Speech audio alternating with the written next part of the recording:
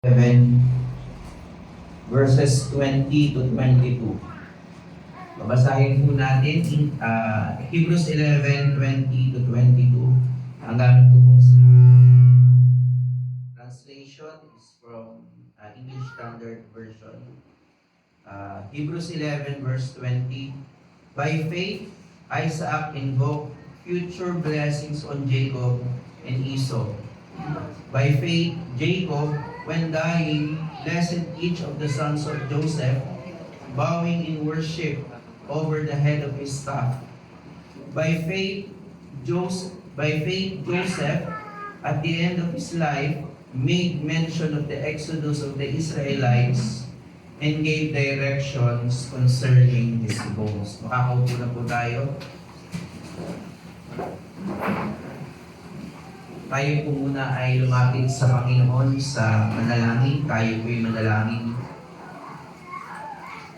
Tunay na aming Diyos, kami po ay nagpapasalamat sa araw na ito at tinugon niyo po ang panalangin ng aming tagapamagitan ng aming Panginoong Jesucristo sa John 17 na isasanctify po kami by your truth. Ito po ang panalangin ng Panginoong Jesucristo. And the fact na maririnig po namin ang inyong pong salita, ang inyong pong katotohanan, ito po ay answered prayer na po sa prayer ng aming Panginoong Jesus. Kaya kami po ay nagpapasalamat dahil kami po ang recipient ng prayer na ito, ng intercessory prayer na ito. Kaya samahan niyo po kami sa aming pakikinig ng inyong pong mga salita. Nawa po ang banal mong Espiritu ang manguna sa amin at magbigay ng illumination, hindi lamang para madagdagan ang aming kaalaman, kundi makita namin si Kristo bilang aming greatest pleasure. Nawa ibigyan niyo po kami ng panibagong passion to glorify Christ at to obey His commandments, at patuloy na mamuhay kami ng naaayon rin sa inyong pong kalooban. At gamitin niyo po ang pangangaral na ito para po sa mga nangihina upang sila ay mapalakas, sa mga nagkakasala upang sila ay ituwid, at sa mga wala pa sa iyo upang sila ay maligtas. I-accomplish nawa ninyo, Panginoon, ang inyong pong intention kapag naipapangaral ang inyong pong salita, na isasanctify niyo ang mga believers at iligtas niyo po ang mga elect. Kailangan po ang mag-glorify sa lahat po ng aming gagawin. Ito po ang aming panalangin sa pangalan ni Jesus. Amen. Isa po sa pinaka-favorite movie ko na napanood ko is yung pong 1994 movie. Napanood yun na siguro ito sa iba, The Shawshank Redemption. At ang mga main cast po dito ay si Tim Robbins bilang Andy, siya po yung main character. And then yung friend niya, si Morgan Freeman, ang pangalan naman po ay Red. Yung simpleng plot lang po ng story is si Andy na isang magaling na banker. Siya ay na-accused wrongly at siya ay for murder, at siya po ay nakulong doon sa prison na yon. At dahil matalino po itong si Andy, while siya ay wrongly imprisoned, hindi siya nawala ng hope na one day makakaalis siya sa kulungan na ito. At habang po siya ay nandun sa kulungan na yon, doon sa Shawshank, siya po, marami po siyang ginawa doon sa kulungan na mabubuti. For example, lagi po siyang nagsusulat ng letter na i-fund yung prison library dahil for him, napakahalaga ng knowledge. Kaya na-fund po yung prison ng mga books upang yung mga inmates doon ay makadagdag din, magkaroon ng karagdagang kaalaman. Pero yung isa in response doon sa kanyang hope na one day siya ay makakatakas, yung pinakamaganda doon na part is yung hinuhukay niya yung tunnel, dahan-dahan upang yun ang maging daanan niya, upang makatakas siya doon sa kulungan na yun. At kung napanood niyo po yung story, nangyari po doon. And even po yung kanyang friend, naging friend niya, si Red, while skeptic doon kay Andy, naniwala doon sa mangyayari. At doon po sa end ng story, sila nakalabas din ng kulungan si Red. At meron doong kayamanan doon sa puno na nilagay doon. At makikita po natin dito, yung story na ito is about hope. Na while may nangyaring injustice kay Andy, nandun yung hope niya na makakalis siya sa kulungan na ito. Pero hindi noon pinigilan yung kanyang buhay na makagawa ng mabubuting bagay in relation to the hope. Well, very inspiring po itong ganitong movie. Pero yung pag-aaralan po natin ngayong umaga is about hope din. Pero hindi po ito mere movie, kundi ito po ay bahagi ng pagliligtas ng Panginoon. This is part of God's redemptive history. At itutuloy po natin, kagaya po ng ating binasa sa Hebrews 11:20 to 22, itutuloy po natin ang ating ginagawang serye sa sulat sa mga taga-Hebreyo.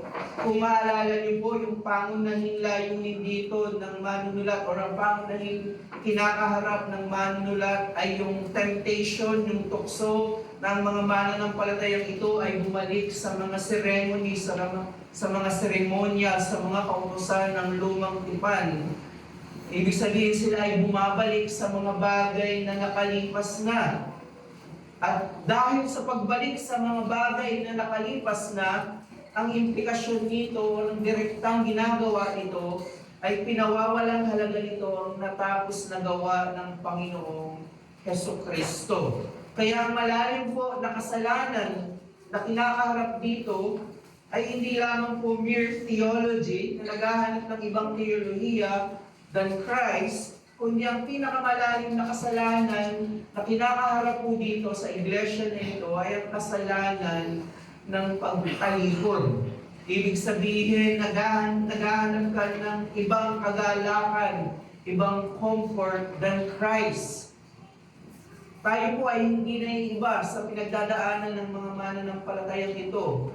While maaaring wala tayong temptation na bumalik sa lumang tipang kautusan, pero relevant pa rin po, totoo pa rin po ang banta ng apostasy or pagtalikod. Tayo pa rin po, dito po sa ating pangaral, kaya po ito ay napaka-relevant pa rin sa atin, at tayo po ay nasa bahagi kung saan ipinakita ng manunulat kung ano yung actual na pananampalataya magdadala ka sa kanila sa buhay na walang hanggan or sa glorification. Pinakita ng author, bagamat hindi kumpleto yung revelation in the Old Testament, may mga actual na tao na namuhay sa pananampalataya at tumitingin sa panghinaharap sa mga pangako sa hinaharap. Sa Hebrews 11 po, tayo po ay natapos kung saan ipaniliwanag po ng author yung test ng faith ni Abraham. Yun po yung pinag-aralan natin. Ito yung test kung paano inutusan siya ng Panginoon na isakripisyo si Isaac. At tayo po ay magpapatuloy doon po sa ating binasa sa Hebrews 11:20 to 22.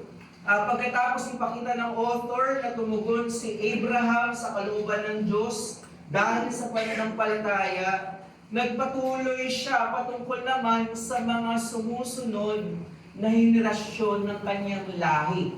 So, si Abraham, siya yung binigyan ng pangako. Now, ito naman pong mga sumusunod, ito ay yung next generation kay Abraham. Ito po ay pumapatungkol sa pananampalataya ni Isaac, ni Jacob, and ni Joseph. Hindi naman po ganun kahaba ang pagpapaliwanag ng author sa kanilang pananampalataya, hindi kagaya kumpara kay Abraham.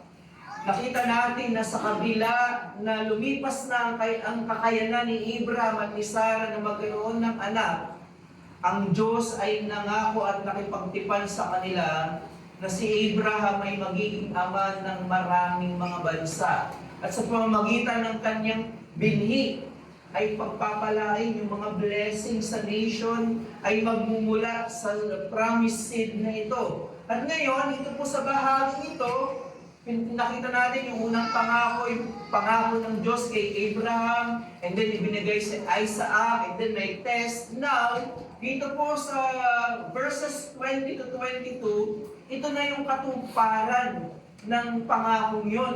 Hindi na lang si Isaac yung anak ni Abraham, kundi nadagdagan na yung kanyang generation. Nasa ika-4 na henerasyon na ito mula kay Abraham.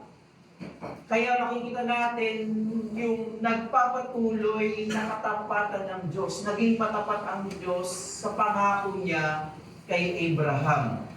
Makikita po rin natin na sa kabila ng magkakaibang personalidad ni Isaac, ni Jacob, and ni Joseph, may magkakaiba silang karanasan sa kabila ng mga pagkakaiba ng kanilang pananampalataya, level of faith.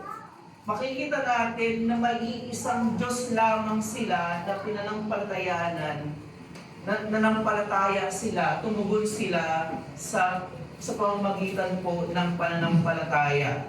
Familiar po tayo sa tatlong characters na ito, sa kwento ng tatlong characters na ito. Hindi masyadong mahaba yung pagpapaliwanag, yung buhay ni Isaac. Kumbaga yung life ni Isaac ay mas nakita sa life ni Jacob. Yun yung makikita natin. Alam natin na dinaya ni Jacob ang kanyang ama na si Isaac upang siya ay makatanggap ng covenantal blessings, di ba?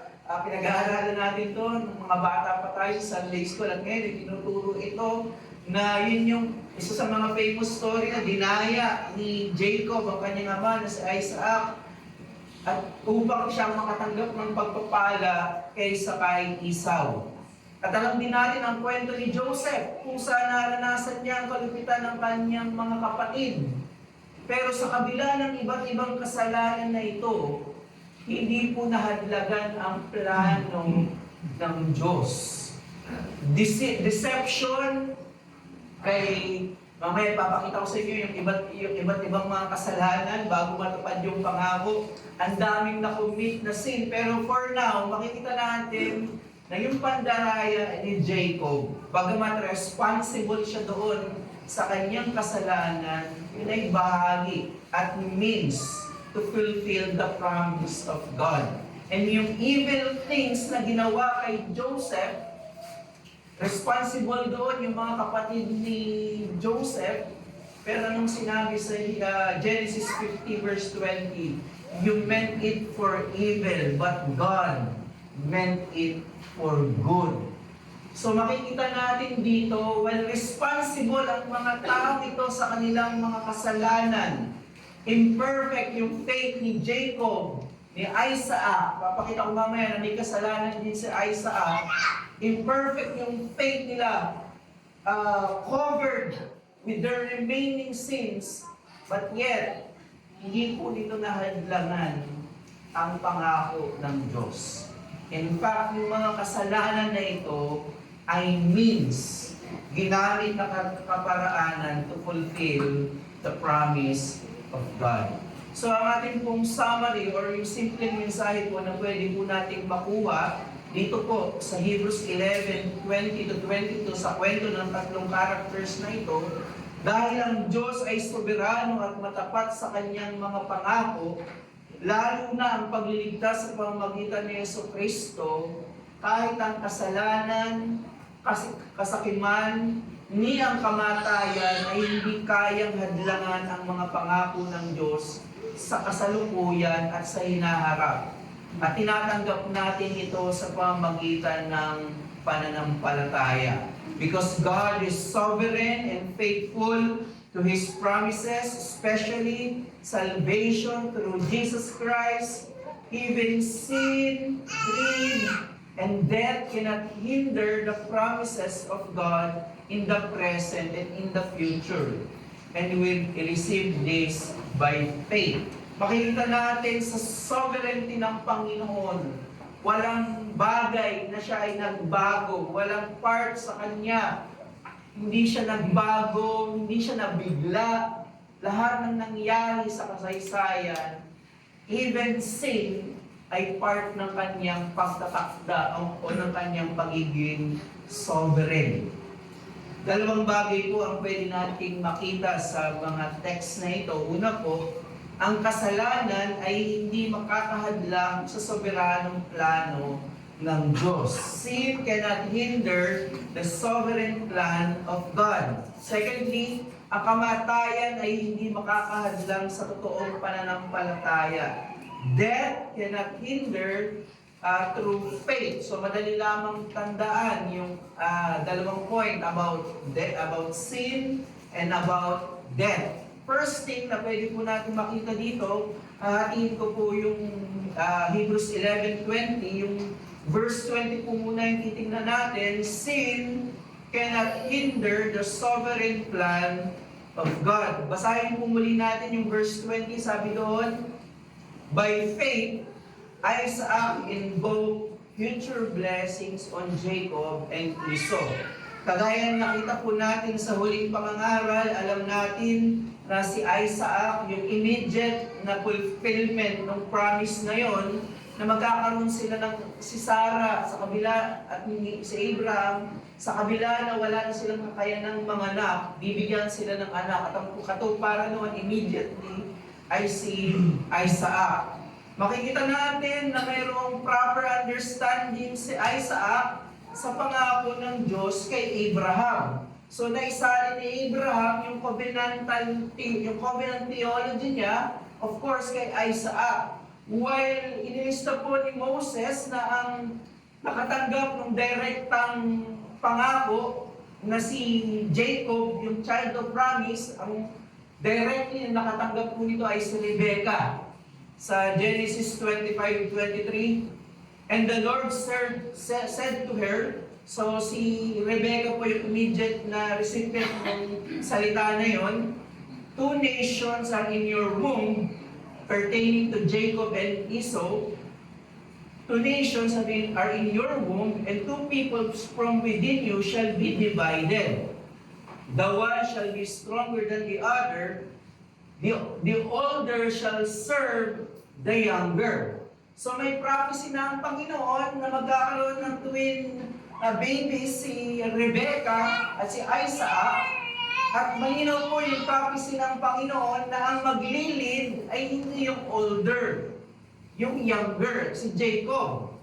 Imposible na hindi ito alam ni Isaac. I assume na alam yung prophecy na ito, itong revelation na ito ay alam ni Isaac. Yet, sa kabila na aware si Isaac doon sa plano ng Diyos, sa prophecy ng Diyos, na si Jacob yung promised child, sino po ang pinaborad? Sino yung mas mahal ni Isaac? Genesis 25:28. Ang mas mahal ni Isaac ay si Esau or si Esau. We are familiar in this narrative. Hindi na po natin babasahin lahat dahil familiar naman po siguro tayo doon sa narrative na mababasa po natin sa Genesis 27. We know na anong malapit na po mamatay si Isaac, tinawag niya si Esau at nag-request siya na ihuli siya ng pusa upang ito ay kanyang kainin. At pagkatapos nito ay bibigyan siya ng benediction or ito pong blessing na ito ay hindi basta last will and testament. Yung pong benediction na ito ay covenantal blessings.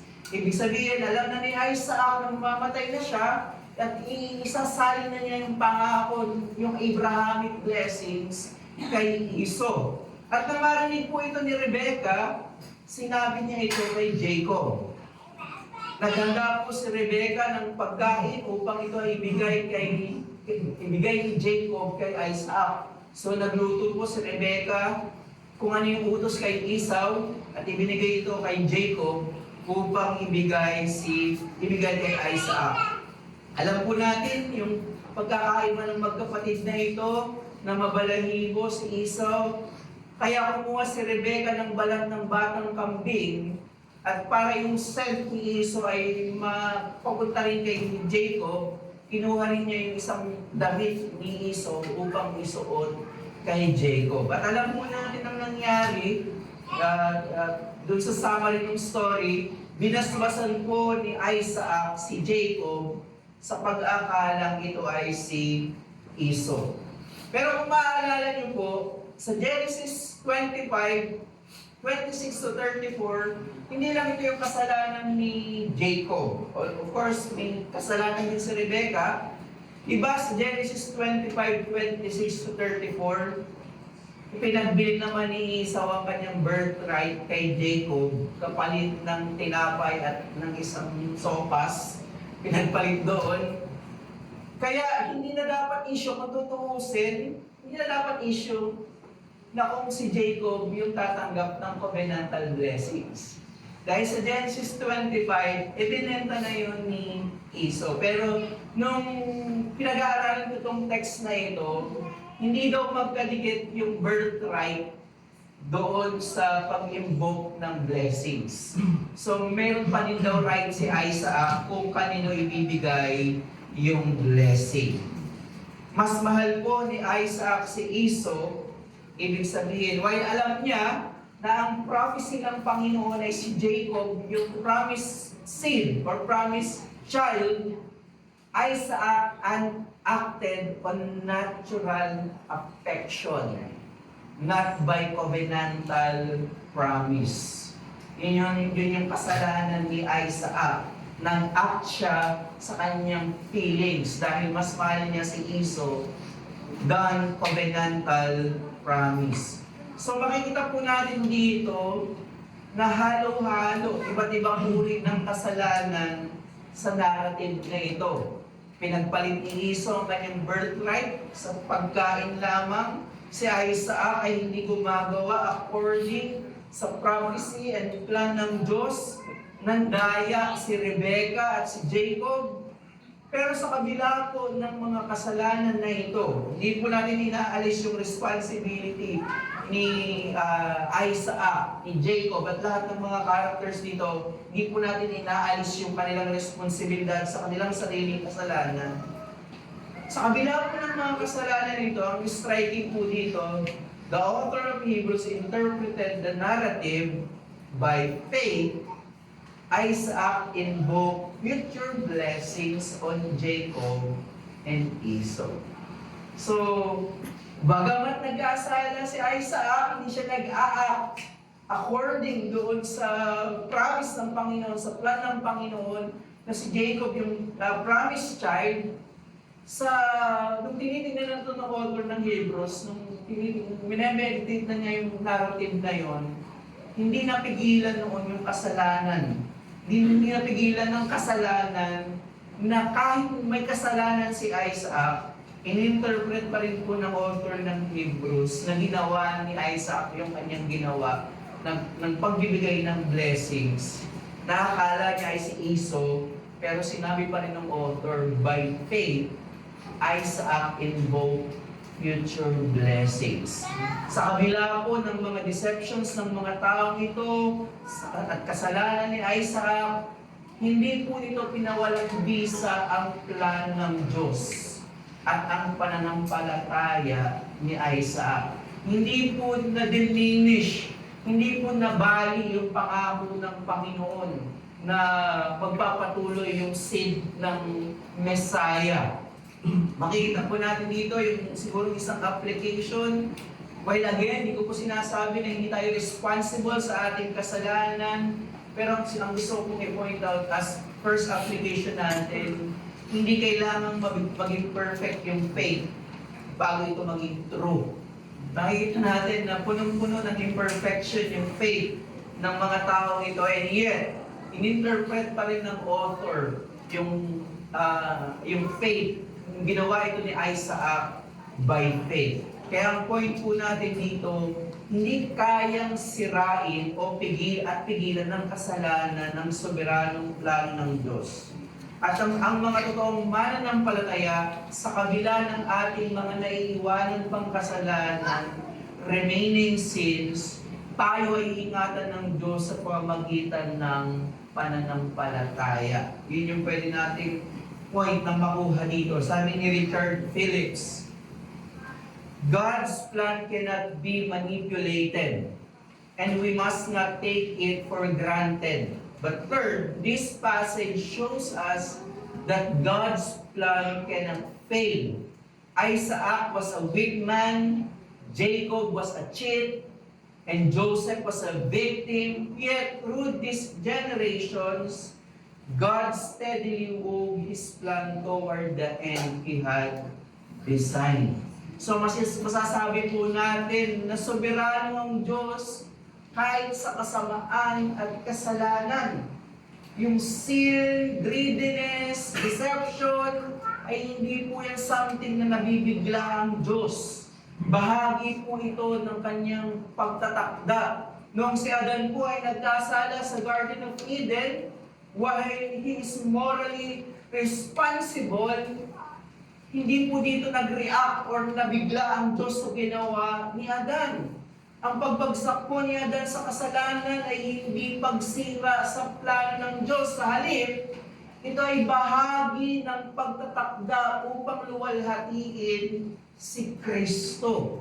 Yung masamang ginawa ni Adan, again, responsible siya doon, ginawa niya yun as free agent, pero hindi natin sasabihin na hiwalay ito sa decretive will ng Panginoon. Hindi nabigla. Yung pagkakasala ni Adan ay means to glorify the Son. The original intention of creation is not the righteousness of Adam, but the glory of Christ. Just as the sin of Adam did not frustrate the plan of God, Jacob's sin served the promise of God. Yung kasalanan ni Isaac, ni Jacob, served the promise of God. Naging means yun to fulfill the promise of God. Kaya sinasabi natin na sovereign ang Panginoon sa kasalanan, sa kasamaan. Tandaan po natin, ang pwede po natin makitang sin to mortify when we use this great doctrine of the sovereignty of God as a license to sin. Okay lang naman pala, sovereign po ng Panginoon. Siya nagdala sa akin dito sa pagkakataong ito para magkasala yung energy na magkasala galing din sa Panginoon. And therefore, okay lang na magkasala. Kapag ginagamit po natin ang sovereignty ng Panginoon sa kasalanan, na ini-excuse natin yung ating kasalanan dahil sovereign naman ang Panginoon, is ito po ay blasphemy. Sabi po ni Apostle Paul, pertaining sa sovereign grace, nakita na ni Apostle Paul na may gagamit ng biyaya ng Panginoon, ng sovereign grace ng Panginoon, falsely. Sabi ni Apostle Paul, Romans 6:1-3, what shall we say then? Are we continue in sin that grace may abound? Anong sagot ni Apostle Paul? By no means. How can we who died to sin still live in it? Do you not know that all of us have been baptized into Christ Jesus? Were baptized into His death. Hindi nagapilang si Apostle Paul kapag pinag-usapan yung ating responsibility doon sa secret will or decretive will ng Panginoon. Ang appeal niya, isa na yung mga bagay na tangible and clear sa Scripture. At ang sinabi din ni Apostle Paul, do you not know you were baptized into Christ? Na ipinapakita noon na mayroon na kayong bagong buhay, nag-appeal siya, hindi doon sa secret will ng Panginoon. I believe ang nasa mind din ni Apostle Paul is yung Deuteronomy 29:29. The secret will belongs to the Lord, pero yung revealed will is for us. So nag-appeal si Apostle Paul sa tangible expression of God's Word, yung baptism, upang ipakita na kayo na namang matay na sa kasalanan ay hindi kailangang mamuhay dito. So huwag po natin gagamitin ang soberenya ng Diyos, ang sovereignty ng Panginoon as a license to sin. Kaya ang gospel cure or challenge, the sovereignty of God over sin is not an excuse for sin, but rather it drives us to our needs in worship and compels us to live in holiness. Ang tugon dapat natin sa pagiging sovereign ng Panginoon sa kasalanan ay hindi licentiousness, but worship. Sa kabila ng pagiging imperfect ng aking faith, kung ako ay totoong child of God, gagamitin ito ng Panginoon for my good. While we do not have an easy answer to the problem of sin and evil, Malinaw po, may isang malinaw. Ang kasalanan ay hindi po nag-arise independently na nabigla ang Panginoon. Yung kasalanan, lahat ng nangyaring kasalanan in God's redemptive history, yung pangunahin, yung pagbagsak ni Adan in relation sa kasalanan ni Isaac and Jacob, these are part and means of God's plan and redemptive history. Sabi ni John Piper, grace was planned before human sin was there to need it. This means that God's plan to save us through grace was not a response to human decisions to sin. Saving grace was the plan that made sin necessary. Sana makita niyo yung point ni John Piper. God did not find sin in the world and then make a plan to remedy it.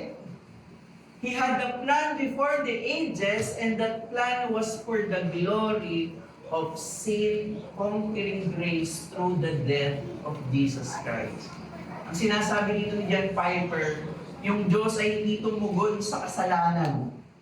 Na nakita niya in the future, magkakasala si Adan, and then ipapadala niya ang kanyang ang kanyang anak na ang Panginoong Jesucristo. Ang sinasabi ni John Piper, sa lahat ng nangyari, hindi tumugon ang Diyos sa kasalanan. Sa halip, yung kasalanan na yun is a means to glorify the Son. Ang unang plano ay iwalhatiin ang Panginoong Jesucristo. Hindi po yung pagpapala kay Adan. Means si Adan, ang kanyang kasalanan, to glorify the Son. Anong sinabi ni Pablo sa Romans 5? Si Adam was a type that who is to come. So, pinapakita din ng kasalanan na mas perfecto, mas maganda yung antitype ni Adan. At ito ang ating Panginoong Jesucristo. So, hindi po nabigla ang Diyos sa pagkakasala ng mga lumang tipang mananampalataya. Sa halip, itong mga makasalanang mananampalataya ito, you meant it for evil, but God meant it for good. Second point na pwede po rin nating makuha dito, death cannot hinder through faith. Si Isaac, Jacob, Joseph, ay bagamat magkakaiba po yung personalidad at karanasan, lahat po sila ay umaasa sa future blessings. Nakita po natin sa first sermon natin sa Hebrews 11 that faith is the substance of the things hoped for. So, ina-apply ito ng author, yung theological truth na yon ay ina-apply, pinapakita na ito yung ginawa ni Isaac, Jacob, and Joseph. Malinaw po doon sa kwento ni Isaac, invoke future blessings. So, futuristic yung understanding ng mga mananampalatayang ito. Pero gusto ko pong makita muna natin, while pare-parehas po sila na hindi po na-hinder yung death, pero specifically sa ating pong text, ipinakita po ng author na may pagkakapareho po si Joseph at si Jacob. Sa 21 and 22, while applicable pa rin po ito kay Isaac. But for the sake of our text, titingnan po natin si Jacob and Joseph, mayroon po silang pagkakapareho, verse 21 and 22. By faith, Jacob, when dying, so connected sa kanyang death. By faith, Joseph at the end of his life. So mayroon pong similarity about the end of their lives. Sa kanilang malapit na silang mamatay or mamamatay na sila. Kahit si Jacob ay malapit ng mamatay, tandaan po natin, sa kabila ng kanyang mga past sins, malapit ng mamatay, ang nasa isip pa rin niya ay ang pagpapatuloy ng pangako kay Abraham sa pamamagitan ng pagpapala sa mga anak ni Joseph. Nakita niyo yung point na yun, malapit ng mamatay si Jacob, pero ang nasa mind pa rin niya is yung covenantal blessings na pinasapasa sa generation. Kaya namatay siya, pinagpala niya muna yung mga anak ni Joseph. At hindi lang ang pagpapatuloy ng pangako ng Diyos, habang inaantay ni Jacob ang katuparan nito, doon po sa ating text, ang ganda po nung sinabi doon, bowing in worship. So makikita niyo po yung summary ng life na ginawa ng author ng Hebrews. Pinakita na si Jacob, kabila ng kanyang mga past sins, siya ay naging faithful doon sa promise, covenantal blessings na gusto niyang ipasa, yung benediction doon sa mga anak ni Joseph. At hindi lang yon, hindi lang siya faithful doon sa promise, kundi nag-act siya in worship. Nagsumamba siya sa Panginoon. Kay Joseph naman, sa kabila ng mga masamang ginawa sa kanyang mga kapatid, sa kanya, hindi nito sinira ang kanyang pananampalataya sa isang soberanong Diyos. Yung famous line ni Joseph, nung siya ay nasa mataas na posisyon na, sabi ni Joseph, Genesis 50 verse 20, "As for you, you meant evil against me, but God meant it for good, to bring it about that many people should be kept alive as they are today." At mababasa po natin sa Genesis 50, 22 to 26, ito na po yung reference ng author ng Hebrews, na hiniling niya na kapag dumating na ang pagliligtas ng Diyos, sabi doon, kapag dumating na ang pagliligtas ng Diyos sa kanila, ay huwag nilang iiwan ang mga buto ni Joseph. Babasahin ko po sa verse 25 ng Genesis 50. Pagkatapos ay pinanumpa ni Jose ang mga anak ni Israel na sinasabi, kapag dinalaw kayo ng Diyos, dadalhin ninyo ang aking mga buto mula rito. Ang ibig sabihin po nung dinalaw kayo ng Diyos ay yung sinabi doon ng author sa verse 22 sa ating text. Sabi doon, he made mentions of the exodus of the Israelites. Ibig sabihin, ang nasa mind doon ni Joseph, dahil hindi sila mananatili doon sa Egypt. Darating yung redemption ng Israel, alam natin, through Moses. Yun yung nasa mind ni Joseph, nakita na yun ni Joseph. Pero yung kanyang specific command sa kanila, na kapag daw dumating yung redemption nila mula sa Egypt, kapag dumating na yung pagliligtas ng Diyos sa kanila, ang isang specific na utos ni Joseph ay huwag doon iiwan yung buto niya. Dadalhin doon sa promised land, dadalhin nila, isasama nila.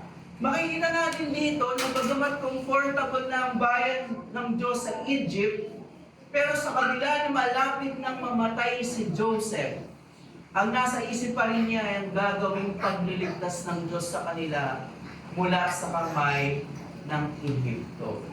Nasa mind ni Joseph, darating ang panahon na ililigtas sila ng Diyos at hindi mananatili yung kanyang buto doon sa lupain ng Egypt. Makikita natin dito that Jacob's faith trust God's covenant promises and blesses future generations while worshiping in weakness. Yung faith naman ni Joseph looks beyond death and anchors hope in God's future redemption. Of course, yung nasa mind dito muna ni Joseph is yung Exodus event. Comfortable na sila doon sa Egypt, pero ang nasa mind pa rin ng ni Joseph is the promise of God to Abraham, na bibigyan sila ng land of Canaan.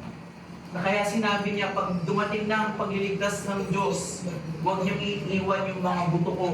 Dalhin niyo ito sa promised land. Kaya pwede po natin punto na makita dito, ang totoong pananampalataya ay humahawak sa hindi nagkakamaling mga pangako ng Diyos. At ito ay nagbibigay sa atin ng kagalakan sa kabila ng kamatayan. Malapit na pong mamatay, yun po yung similarity ni Joseph and ni Jacob. Malapit na silang mamatay, and yet ang nasa mind nila ay ang pangako ng Diyos, ng lupain ng Kanaan. Tandaan po natin na ang kamatayan po ang isa sa mga unang sumpa ng pagbagsak ni Adan sa kasalanan.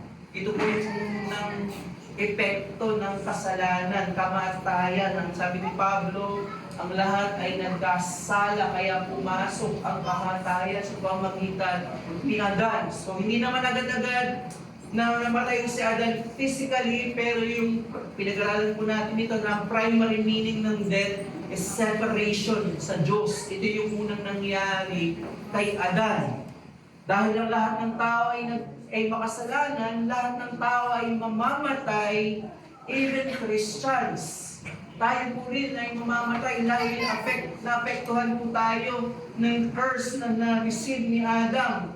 Subalit ang malaking pagkakaiba po nating mga mananampalataya, bagamat hindi po natin maiiwasan ng physical death, ang ating physical na kamatayan ay daan at pruweba ng ating muling pagkabuhay.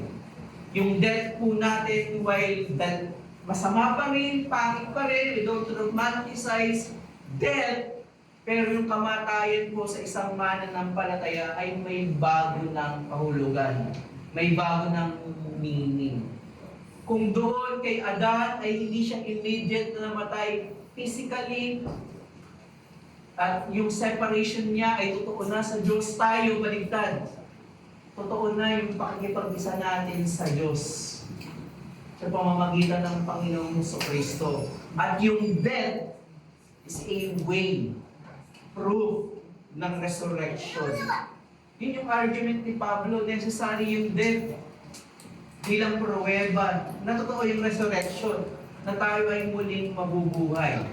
Sa kabila po na hindi kumpleto at malinaw ang kapahayagan ng Diyos sa lumang tipan, kay Abraham, kay Isaac, kay Jacob at kay Joseph, sa kabila po na incomplete yung revelation, obscure yung revelation, nakatago sa mystery as a mode of revelation, sila po ay naniwala sa resurrection. Yun yung pinakita ko sa inyo dun sa story ni Abraham at ni Isaac, di ba? Alam ni Abraham na mamatay man si Isaac, muli siyang bubuhayin ng Panginoon. Naniniwala sila sa resurrection. Kaya po ang pwede po natin sin to mortify. Kapag po very comfortable na po tayo dito sa mundong ito, kagaya ng mga Israelites na very comfortable sa Egypt, at nakalimutan din nila yung pangako ng Panginoon, yung land of Canaan. Kapag tayo bilang mga mananampalataya, we enjoy the things of this world as if there is no eternal life. Kapag sobrang nai-enjoy na natin yung mundo ito na wala ng struggle, wala ng discomfort, at parang wala ng better dito, ito na yung magandang buhay natin. Ano pong sinabi ng lumang catechism? What is your comfort in life and in death? So yung comfort na sasagutin dapat ng isang tao, mananampalataya o hindi. Yung comfort, sinasabi ng catechism, what is your comfort in life? Yes, nasagot natin na komportable ako sa bahay ko, sa aking career. Pero yung tanong din ng catechism, life and in death. May magagawa ba itong mga worldly comfort na ito kapag dun sa second question ng catechism, what is your comfort in life and in death? Kapag charismatic or Pentecostal prosperity gospel, yung joy nila is kung meron silang good career, may good family, bank account, if my family is healthy, well, wala pong masama. Paulit-ulit po sa pulpito na ito, napaulit-ulit natin, na lahat ng mga na-mention ko ay biyaya ng Panginoon, kaloob ng Panginoon. And we argue nga, di ba, bilang mga mananampalataya, kapag dumadami yung bank account natin, hindi ito mere common grace. Kapag dumadami yung laman ng bank account natin, hindi ito mere common grace, kundi ito ay pagpapala ng Diyos Ama. So hindi natin po minamasama yung mga bagay na na-mention ko. These things give some sort of comfort in this life. Well, tama yun. Maganda na mag-achieve natin yun. Hindi po masama yun again. Pero again, yung question ng catechism includes in death. Not just in this life, but in death. Ano po yung answer ng catechism? Hindi po sinabi dahil maraming laman yung bank account ko. Hindi dahil maganda yung karir ko. the answer of the catechism, what is your comfort in life and in death?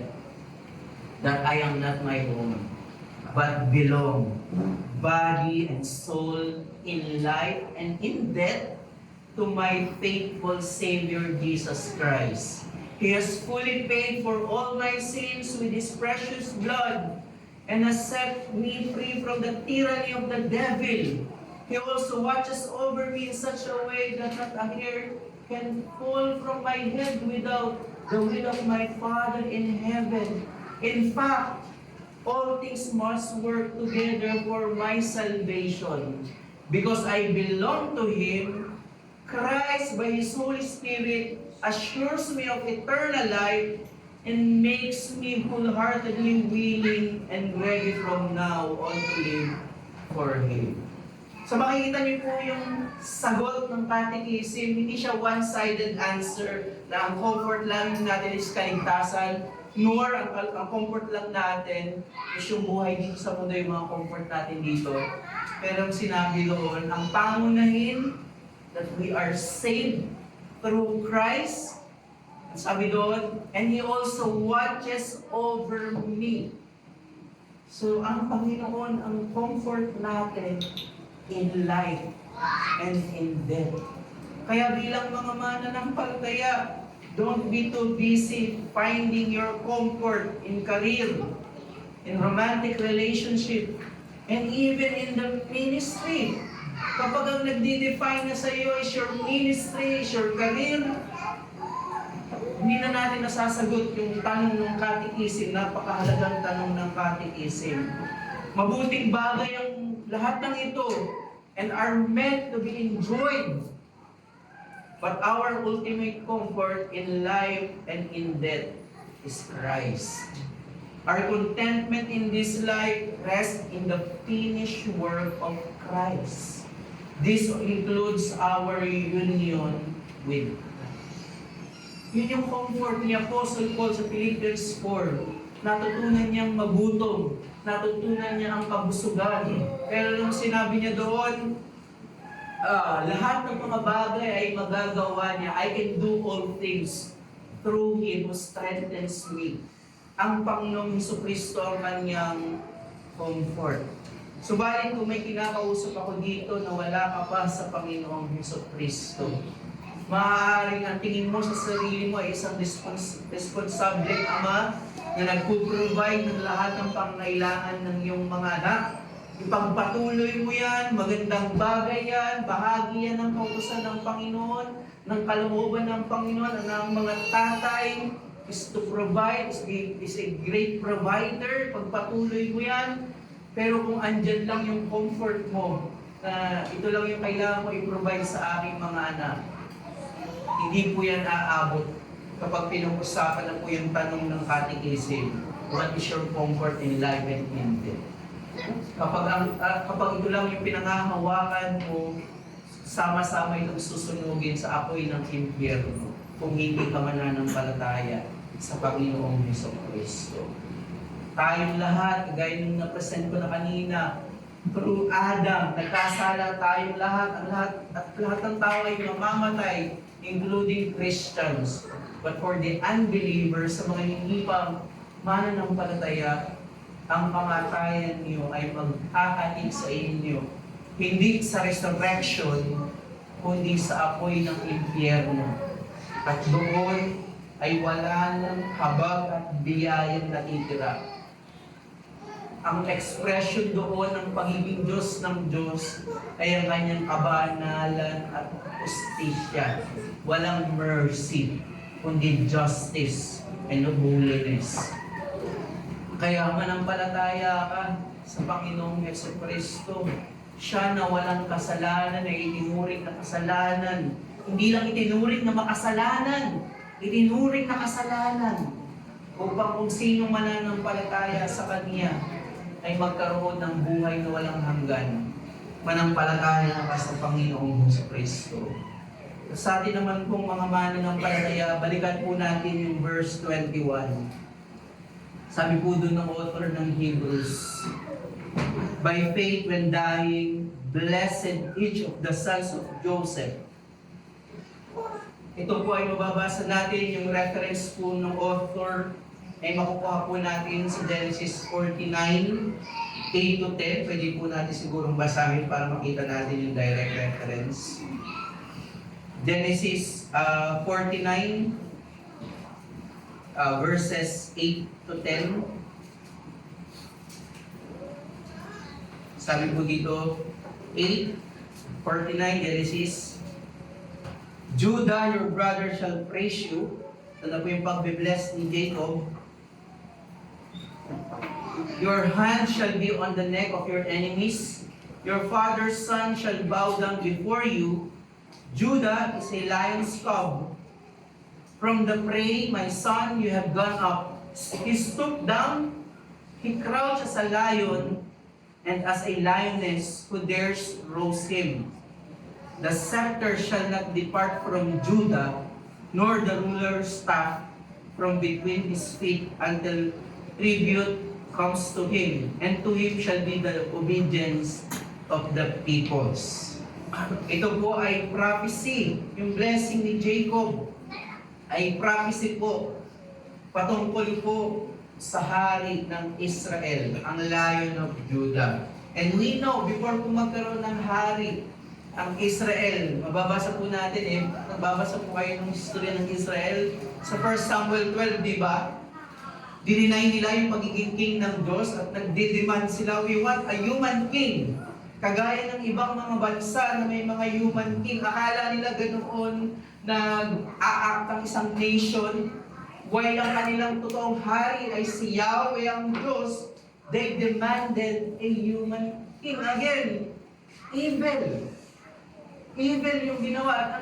At ang binigay ba si Saul, si Saul, the first king, pero nag-make way yun para ilabas si David.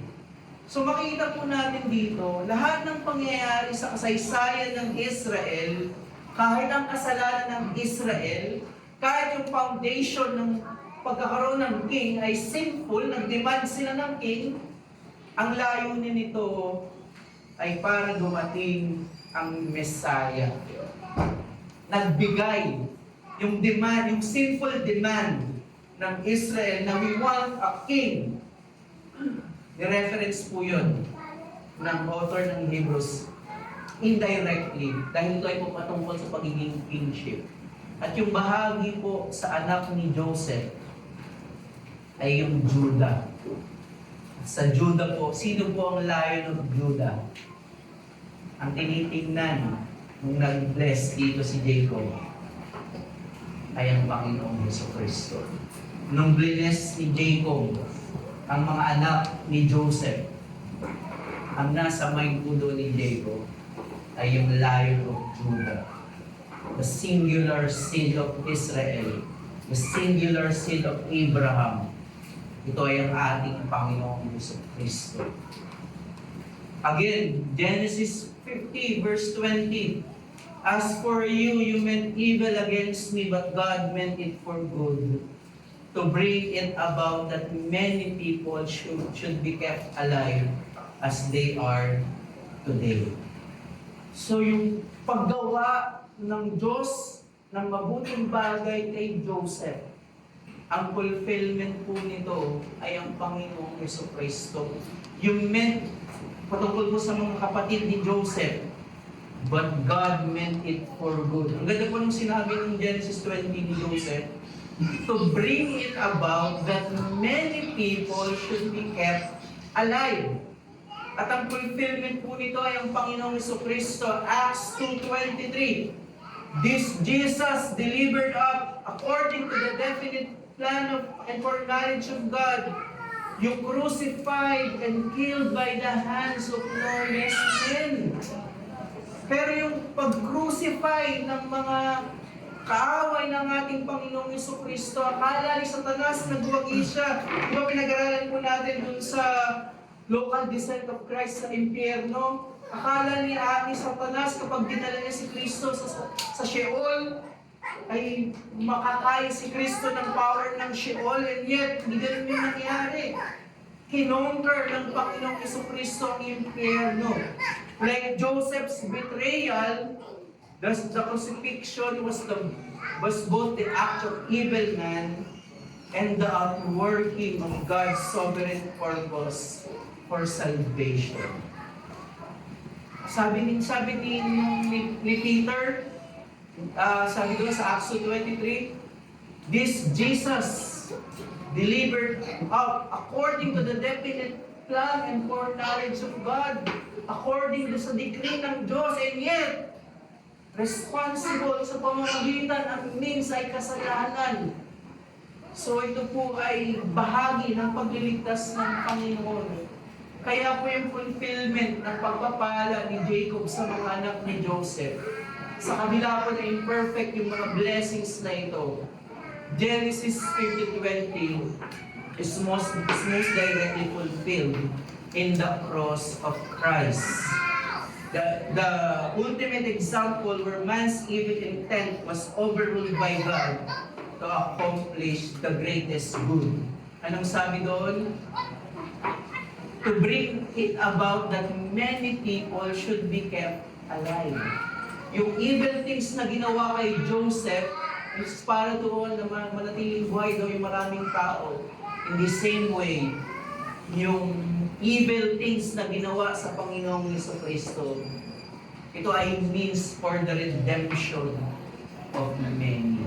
Kaya po yung application natin dito, hindi po madidiminish ng mga giyera, ng kasalanan, ng mga corrupt politician, ang pangako ng Diyos that the earth will be filled of the knowledge of God. Hindi noon mababali yung pangako na yun ng Diyos. Sa halip, yung mga corruption, yung mga evil, mga wars na nangyayari, ay gagamitin pa yan ng Panginoon ng means to glorify His Son. Hindi po nagbago ang pagliligtas, ang kasaysayan ng Diyos. Kagaya ng line ni Joseph, you meant it for evil, but God meant it for good. But in the new covenant sense, after darkness, light. Hindi nagbabago ang kasaysayan ng Panginoon. Historical man or individual, ito na yung ginagawa ng Panginoon. Hindi matatalo ng kasalanan ang pangako, ang plano ng Diyos. Lalong-lalo na po ang kaluwalhatian ng Panginoong Jesucristo. Tayo ay manalangin. Aming Diyos, maraming salamat po sa aming pinag-aralan patungkol po sa nangyari kay Isaac, Jacob, and Joseph. Nakita po namin yung iba't ibang uri ng kasalanan na na-commit. While marino po yung theology namin na hindi ikaw ang author of sin, wala pong anino ng kadiliman at kasamaan sa iyo dahil ikaw ay banal. Pero nakita namin na hindi makahadlangan ng kasalanan, ng kahinaan ang iyong pong plano to glorify the Son. At ginawa niyo po ito, even po yung mga kasalanan na nakumit sa Panginoong Jesucristo, kagaya ng sinabi ni Peter sa Acts 2:23. Pero ito ay bahagi ng definite plan mo para po sa kaligtasan ng marami. Salamat po sa comfort na ito na while nakikita po namin ang aming sariling kasalanan, ang kasalanan ng mundo, while kami po ay responsible at dapat kami magpakabanal, pero sa overall plan niyo po, lahat po ng bagay ay para sa kaluwalhatian ni Kristo at para sa aming kabanalan. Salamat po Panginoon na comforting po ang doktrina ng pagiging matapat mo, ng pagiging soberano mo. Nawa ay magdagdag po ito sa amin ng passion to worship you and to glorify Christ. Salamat po Panginoon sa inyong pong salita. Ito po ang aming panalangin sa pangalan ni Jesus. Amen. Amen.